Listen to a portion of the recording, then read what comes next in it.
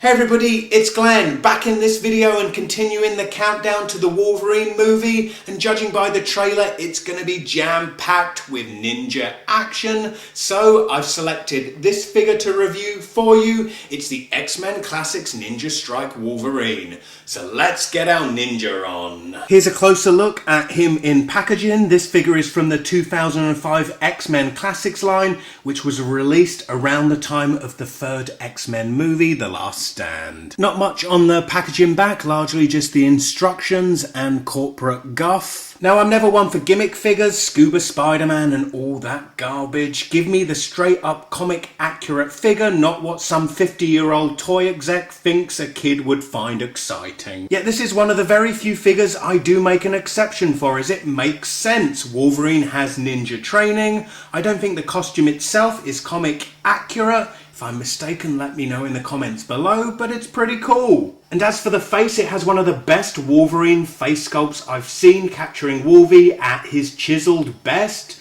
And the sculpt is further highlighted with a stellar paint app which renders his stubble, eyes, lips and flesh tone in an amazing realistic fashion. You just wouldn't get that attention to detail on a mass market figure released today. And the accessories, you get a whole heap of them. You might say, why does a man with indestructible metal claws that can cut through anything need so many weapons? Well, it's like chicks with shoes, a ninja can never have enough weapons. So we get nunchucks, each with a blade on the end and feature X symbols on them. Then this second nunchuck, which either has a scythe style blade or perhaps it's a grapple hook.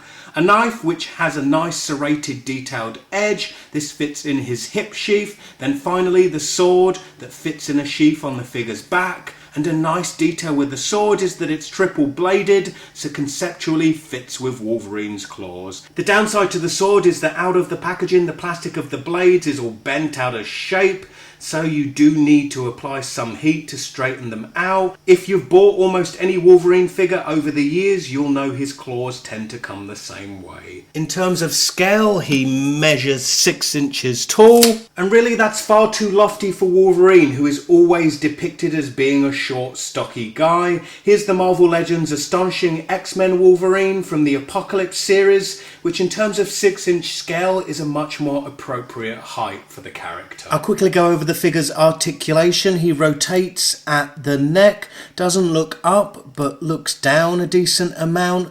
At the shoulder he has a joint that moves forwards and backwards very slightly, rotates 360 degrees at the shoulder, plus moves up and down. At the upper arm he rotates 360 degrees, double jointed elbow, has a wrist articulation 360 degrees and is hinged to move up and down, and is also hinged at the knuckles, so you can have him open-handed and closed fist, and is also handy for holding his various weapons, the nunchucks and the knife and sword. Has an ab crunch, doesn't really move back but does move forwards a decent amount, rotates at the waist, has a ball jointed hip, so moves out and in, front and back, rotation at the top of the thigh 360 degrees, double jointed knee, rotates here at the mid boot, at the ankle is hinged to move back and forward, and also has a toe joint there and very slight ankle pivot. Please comment, rate, share and subscribe, and stay tuned to my channel for more Wolverine action over the coming days. Check out the description beneath this video for links to my Facebook and Twitter. Click those links and connect with me there too.